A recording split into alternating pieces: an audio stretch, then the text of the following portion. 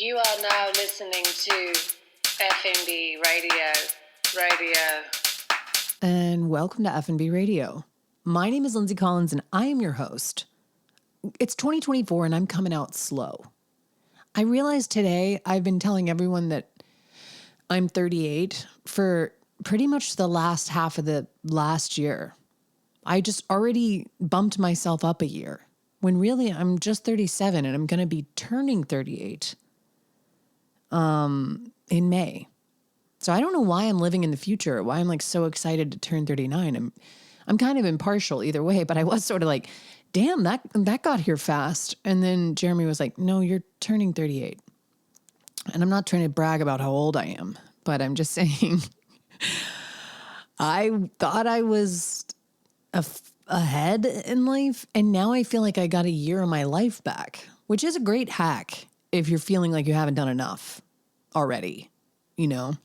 And just like be like, wow, I just gained another year. It's amazing what it does for your state of mind. You just feel younger because you actually had been thinking you were older for a while. So I highly recommend it. I woke up this morning and sometimes when I do math, it's humbling because I'm like, wow, I suck in math. And then it also makes me wonder why we're even teaching kids math, because I'm like, where are they going to apply this in their life? I'm not trying to be jaded. I'm just saying where the future is going. Are people going to need to do double-digit long division? I was trying to help my son who's in 5th grade with his math. And I was like, wow, what the fuck is this? This is crazy. Like, I got so upset. I was like, I don't think I can do this. I did, of course. I jogged my own memory. I figured it out, but it was way more steps than I remembered. And then I was just like, wow, I'm a fucking idiot. But I'm not an idiot. It's just kind of the whole, if you don't use it, if you don't lose it, you'll use that. If you don't lose it, you use it. What? Why is this so hard? If you don't use it, you lose it. There it is. If you don't use it, you lose it. If you don't use your tongue, you lose it. Someone cuts it out. It's crazy. Anyway, the thing is, I'm feeling like I got the gift of another year. And at the same time, I'm still resisting the urge to start 2024 with a bang. Although I got to say, I've gotten so much great feedback about the last episode. And I just want to thank everyone for that, because for most of all, my guest, Tim Hussey, for being so candid and just gracious with his time and thoughts. And so many people have reached out saying they loved that episode. And that always makes me feel good, because sometimes I wonder when I put an artist on there, like I imagine someone being like, oh, you should check out this food and beverage podcast. And they go to an episode like that for the first one. And I'm like, are they confused? But I don't think so, because I think everybody here knows what the fuck this show is, which is whatever it wants to be. So thank you to everyone who's like down for, not just down, like so down to hear any of the conversations we have on the show, but also down to expand beyond the box of food and beverage, which I feel like, not to be cryptic, but I'd love to be cryptic around this time of year. I love to tease out things that I don't say what they are. And I love to talk in riddles, basically, about what my plans are. But I do have big plans kind of simmering under the surface. I never really have a goal. I like to drive fast with my eyes closed. That's like that's my, if I had to sum up my style of living, it would be that, driving fast with my eyes closed, which a lot of people say, well, you're going to crash, but you know, not if you don't, not if you just use your mind to drive. Is this making any sense? I'm just saying, if you're coming out and you're trying to reinvent your life, that's stupid. You're not going to do that. That's a dumb thing to do. And it's unrealistic, and it's just going to make you feel worse. What you really should do is lie to people about your age for half a year, and then you wake up on January 19th and you realize you're a year younger than you thought. And now that I'm saying this, I can't be sure, but I feel like I've done this before. I feel like I do this maybe every year. Maybe it's an unconscious tradition where I just lie to myself about a lot of things. I'm sure I'm like I'm sure we all do that. Sure, we all lie to each other and ourselves, but mostly ourselves and then to each other. Because that's what I mean. I've been accidentally lying to people and being like, yeah, I'm 38. I'm getting up there. And then I'm like, oh, just kidding, I'm 37. LOL. I don't really think age matters, except I did talk to my sister yesterday and she reminded me that she's turning 40 and she wants to have a big party for her 40th, which I can't wait to do. I'm so excited. And it did make me take pause for a second to be like, wait, Haley's 40? Oops, I just said her name. Everyone knows who my sister is anyway. This is not like a secret, but I didn't want to put her on blast. But yes, she's turning 40. Never looked better. So I'm not scared. If she can do it and look great, then so can all of us. But yeah, it's a start to the year. And that's all it is. It's not a good start. It's not a slow start. It's not anything. Like, I'm trying not to judge it by any terms. I'm just trying to be like, it's a start. I started. I kept going. And that feels good. That feels like the plan. But I do have some very fun things in the works. I can't really talk about them yet. But one of them is going to be a live performance, meaning a live F&B radio show. And I'm still trying to nail down the dates and the guest, but I'm super excited about it because I haven't done a live podcast, I think, since the F&B headquarters days, which is a long, long time ago. So I'm like very excited to get back in front of a live audience. And if the guest that I think is going to come on can come on, you guys are going to love it.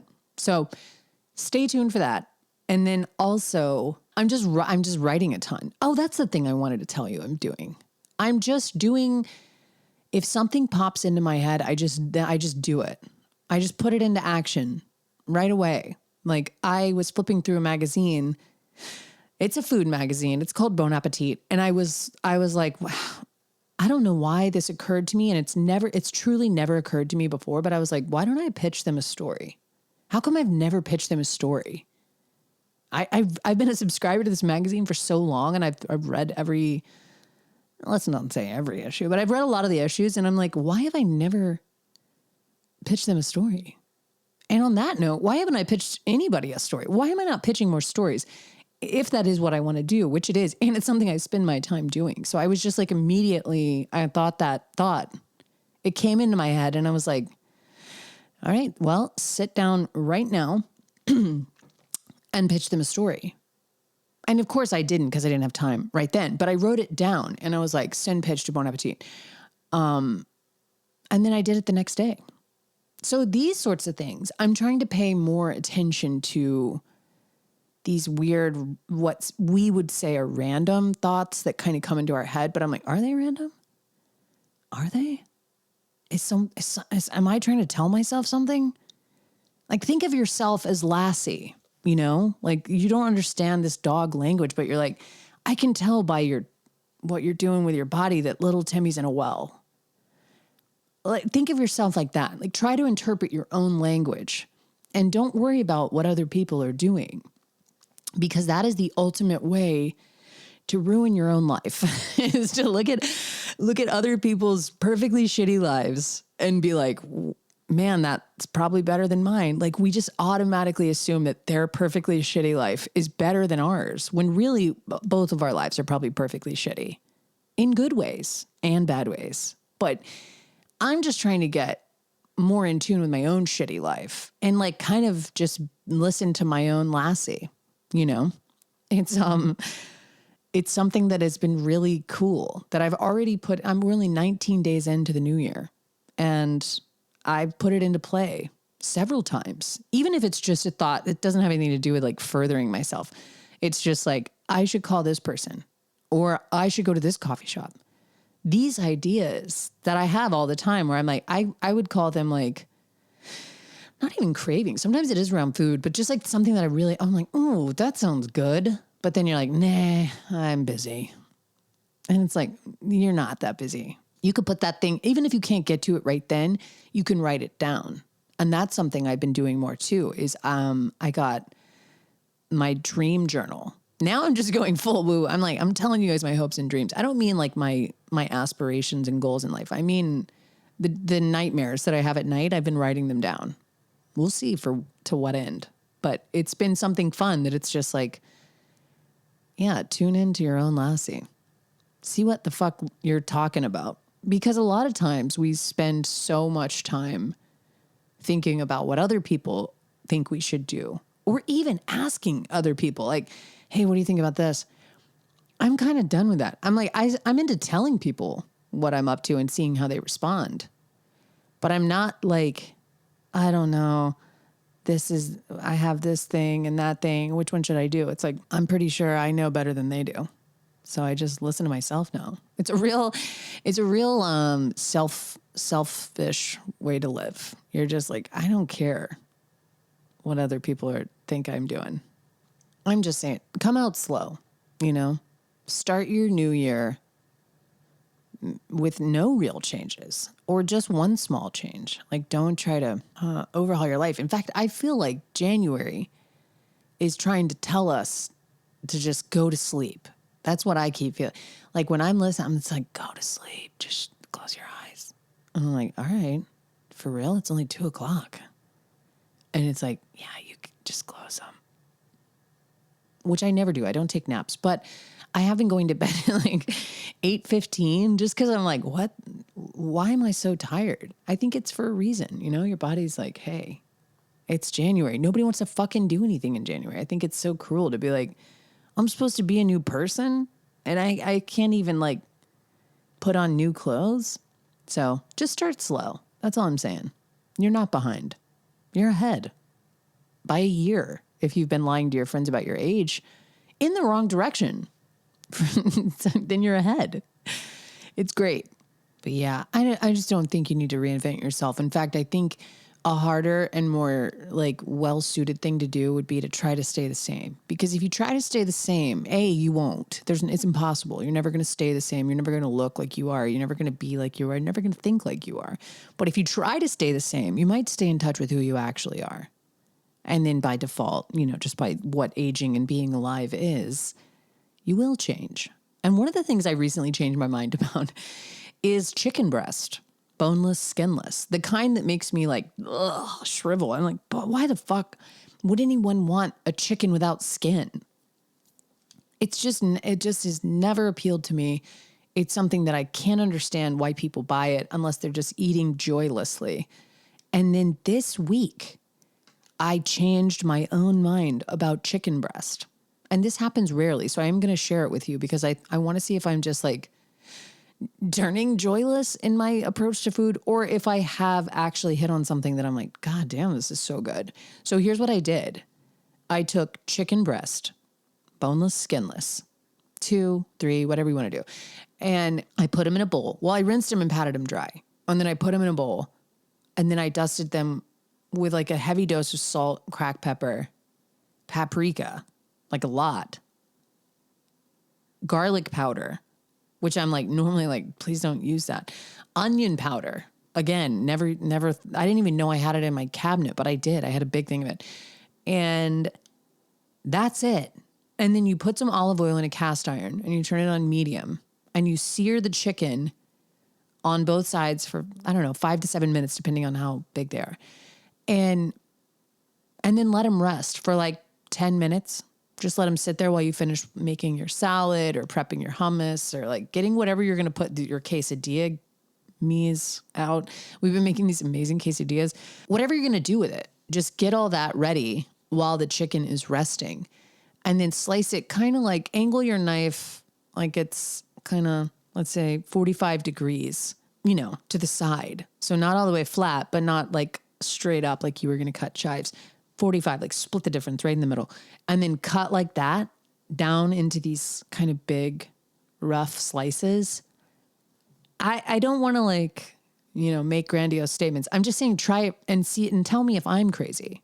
Because it's like all of a sudden, it's the juiciest, most insanely flavorful, like not dry, not joyless. Like it's just amazing. And I've been eating it on everything. And it's been keeping me like, I talk about this every year, but I really struggle with lunch. Lunch is like, what the fuck does someone eat for lunch?